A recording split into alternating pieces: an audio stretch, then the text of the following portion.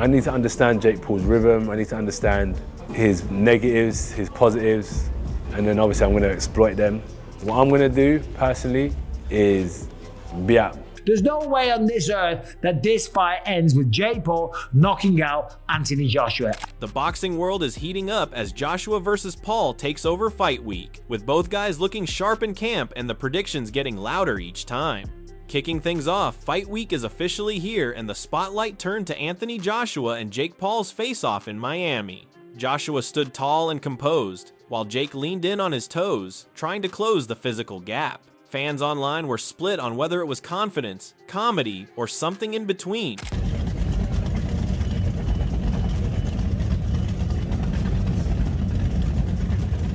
Moving on, Anthony Joshua made it clear that his focus is on reaching the highest version of himself by applying what he's learned from the greats. He emphasized that every movement is intentional and added that he's completely locked in on his preparation heading into this fight.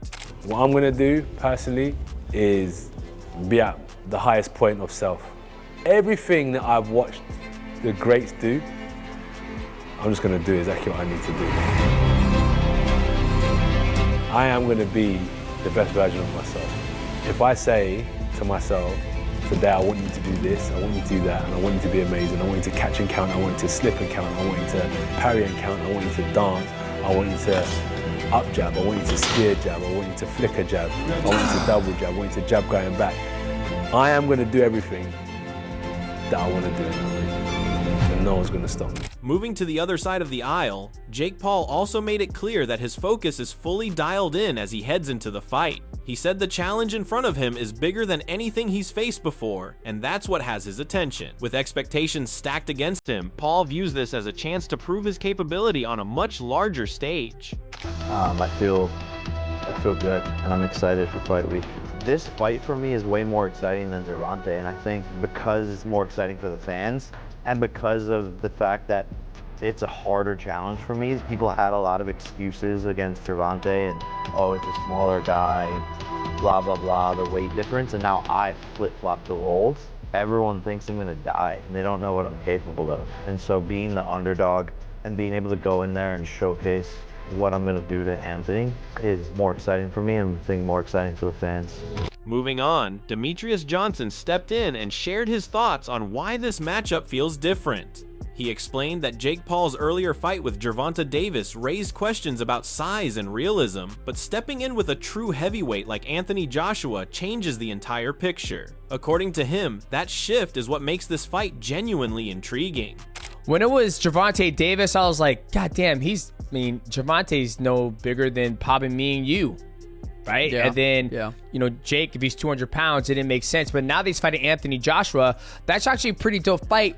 You know, I saw something today. I hate the fucking internet sometimes. DJ said he believes Jake Paul is going to knock Anthony Joshua out. He pointed to Joshua being stopped before and stressed that boxing always gives a puncher a chance. According to him, one clean shot can change everything. At the same time, he noted that movement and range would be critical if Joshua wants to avoid danger. Okay, I'm going to go on record right now. Okay? Wow. I think Anthony Joshua has been knocked out by some weird-ass shots before. Andy Ruiz, Dubois knocked him out with a short overhand right? Yeah. Jake Paul can land one of those shots. Absolutely. He can, right? It's boxing is, you know, a sport where everybody's got a puncher's chance. That's why we're all watching, right?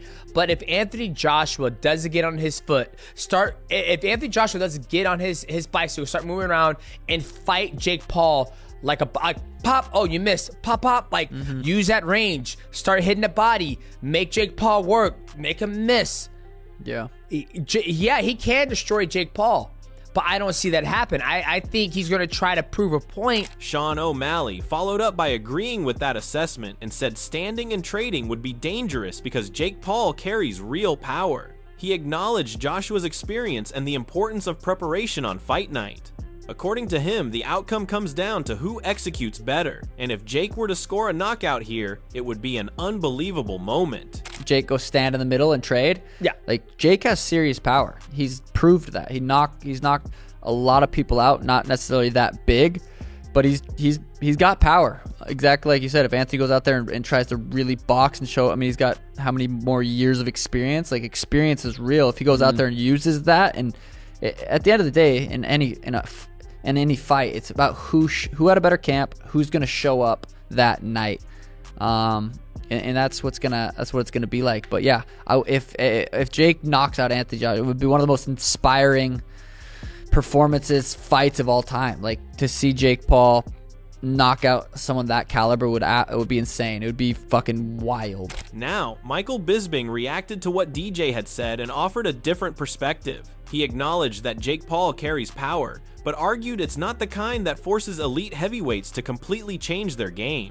Bisping pointed to Anthony Joshua's recent performance against Francis Ngannou as an example of his timing and confidence. In his views, Anthony is on another level. He does have some knockout power, so I'm not taking that away from him. But it's not like it's scary knockout power. It's not the type of power that's going to force Anthony Joshua to have to dance around the ring, get on his bike, play cat and mouse, dancing around, pick his shots and stick and move. No way. Remember what Anthony Joshua did to Francis Ngannou in Saudi Arabia? He stood there, toe to toe, waited for the opening, threw a right hand. It was like absolute lightning, and the power was crippling. Every single right hand that Anthony Joshua threw, he dropped Francis Ngannou, who is a gigantic human being who does have truly one-punch knockout power, as we know. I need to knock him out. Bisping was clear in his stance, saying there's no realistic way this fight ends with Jake Paul knocking out Anthony Joshua. He pointed to how the matchup has shifted from much smaller opponents to a true heavyweight. According to Bisping, Joshua's size, power, and experience create a massive gap.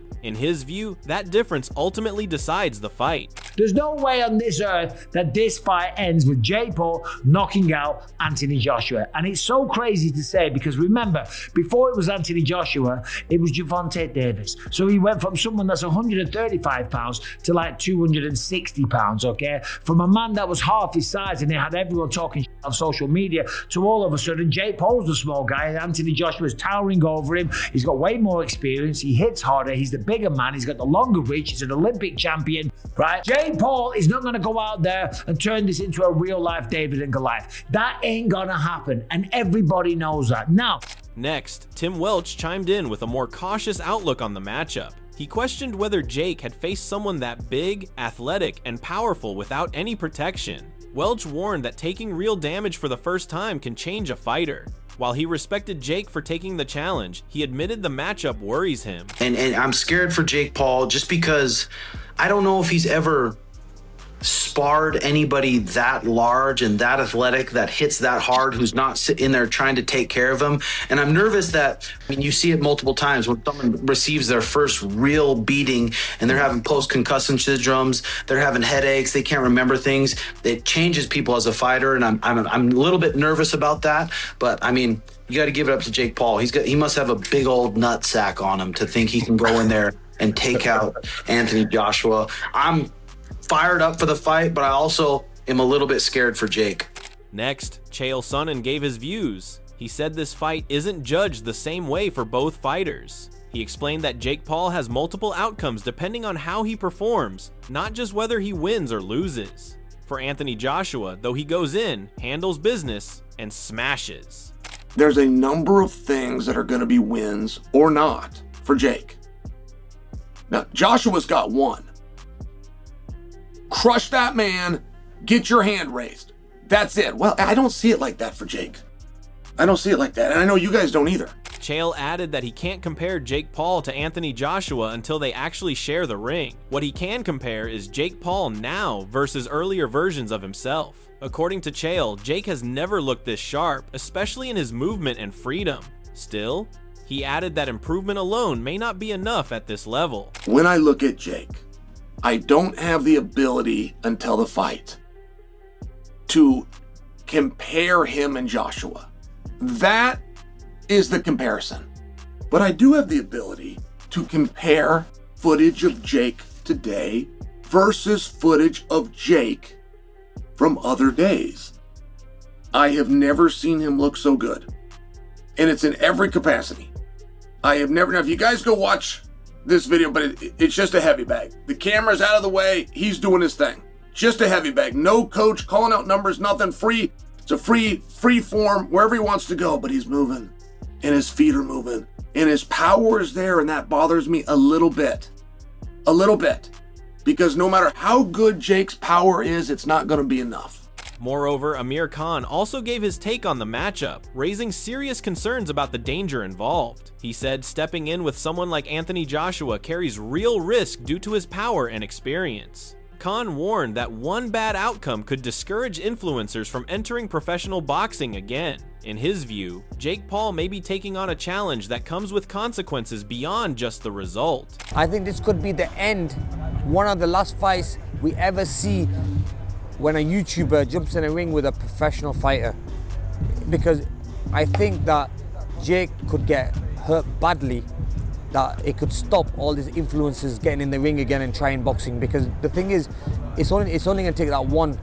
And I think someone like AJ, who can bang and hit hard and has the power, has everything, he's former world champion, he can definitely hurt. And look, boxing is a sport where you can be killed in.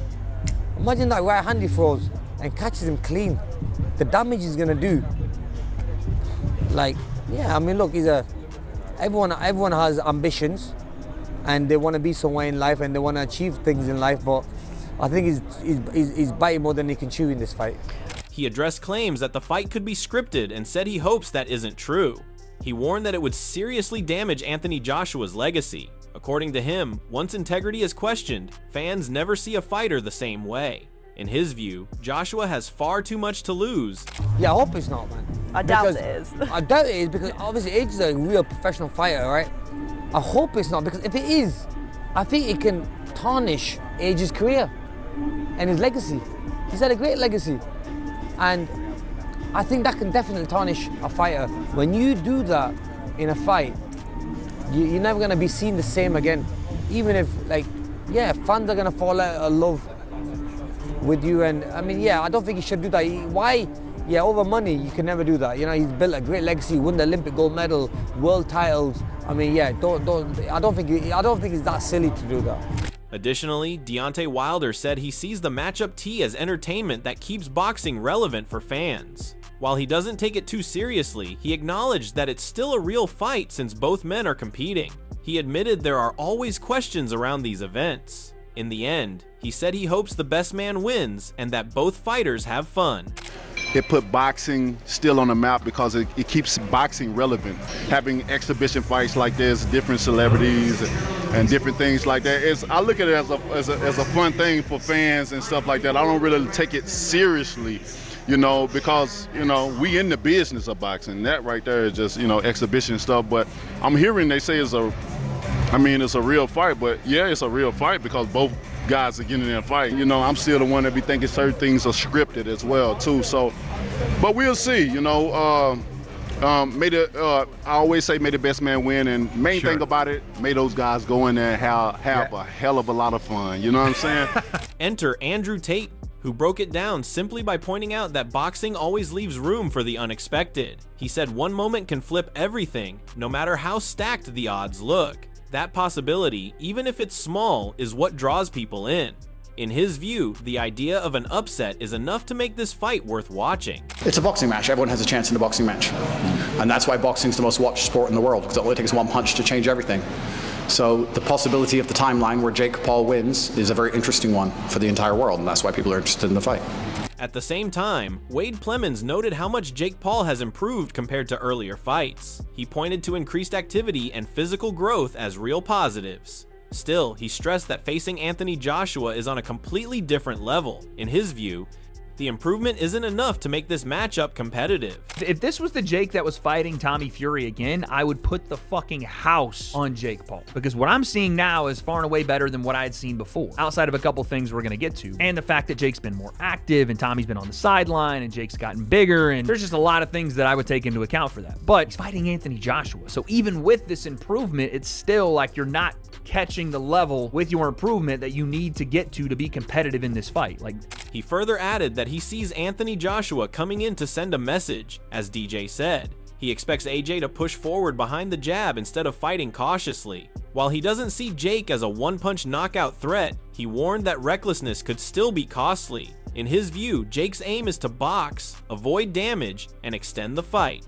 Lasting longer than expected, he added, would be a moral victory rather than a win. Kind of like DJ says, trying to send a message and being a tank in there and walking straight to Jake, touching him with the jab, but not, being like super cautious and trying to shoulder roll and throw the uppercuts. But I do think that AJ wants to be a monster and wants to come forward and destroy Jake. It does need to be approached with caution. Not to say that Jake's the most ferocious puncher ever, but again, you get reckless and AJ tends to sometimes. It can leave you in a vulnerable spot, but I don't foresee Jake one punch knocking him out. I definitely don't see Jake standing toe to toe with him at all. I see Jake trying to make this a boxing match where he can avoid damage and hopefully stay fresh for the 8 rounds to try, in Jake's opinion, he's going to try to win this fight. I think a win is a moral victory of lasting longer than everyone said you could, because I don't see Jake going the distance. I don't see him making it the full 8 rounds. I damn sure don't see him winning. But speaking of the mindset of both guys. Furthermore, Eric Jackman gave his views on the matchup, explaining how the challenge has completely shifted for Jake Paul. He pointed out that moving from smaller opponents to a heavyweight like Anthony Joshua changes everything. While he believes Joshua is likely to beat him decisively, Jackman still credited Jake for taking on the toughest possible test. I thought he was going to knock out because I don't think Tank Davis is like really focused on being a boxer at this point in time. And he was also 3 heads shorter than Jake Paul, and big man was going to beat little man. He's now going up to fight Goliath, a guy who carries power, as we saw when he put Francis Ngannou into the ether. He is going to beat the brakes off Jake Paul, and Jake Paul deserves a lot of respect for signing up for that. Jake Paul had an opportunity where he could have just said, you know what? I'm going to reset. Maybe we'll get a fight with Tank sometime. Maybe I'll run it back with Tommy, figure out something. He asked for one of the bigger challenges he could take. He asked Francis Ngannou, another massive heavyweight, to fight him, and he ended up with Anthony Joshua. I've always thought Jake Paul deserved a lot more credit than he's gotten for the opportunities that he's taken. Again, I know, people will kind of. Next, Darren Till added his perspective, drawing on years spent in combat sports. He said that regardless of skill or confidence, facing someone like Anthony Joshua isn't a decision he would make. Till suggested there may be factors behind the scenes that aren't obvious to the public. Even so, he still gave Jake Paul credit for stepping into a risky situation. I'm 20 years in the game now, and I've always prided myself as a technical striker, and I know a hell of a lot about the fight game. And I know the ins and outs of it, especially in MMA, boxing, Muay Thai, and I mean, I don't think I'd fight Anthony Joshua. So, is he delusional? Is it some exhibition? Is it like under the table? Yeah, just take care of me. I don't know. So, big balls for Jake for stepping in, but there's got to be something to it, hasn't there? Darren continued by saying Jake could get seriously hurt in this matchup. He explained that he's never been someone who fears fights, but Anthony Joshua brings a level of danger that's hard to ignore. Drawing from his own sparring experience, Till said Joshua's power is something fighters don't want to face repeatedly. In his view, stepping into that kind of risk carries real consequences. I don't know. I don't know what to say. Jake could get fucking killed in there. Because I ain't afraid of nothing. I ain't afraid of nothing, really. It takes a lot for me to be afraid. I'm for a fight, I'm right up for it. You come to me with Anthony Joshua, unless you're giving me 20 mil or something, 10 mil, I don't think I'm accepting it. It's fucking, I sparred for the most part of my career Tom Aspinall, and I don't think he punches nowhere near as hard as Anthony Joshua, and every day I used to have to go in and spar him, I'd be like, here we go again. I just don't want to do this, but I just can't wait. Let's see what happens.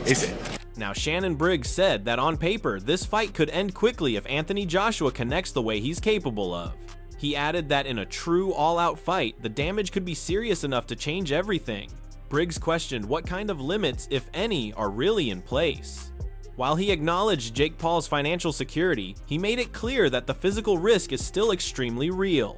It looks like it's going to be the end on paper if Joshua hit him the way he's supposed to hit him. But if not, I don't know what type of rules they got involved, but if it's an all-out war, it should be his last fight. But like I keep saying, he got enough money to pay for the hospital bill, so it's okay. Briggs also offered direct advice to Jake Paul, encouraging him to go forward without hesitation. He said Jake should give everything he has and not worry about the outcome.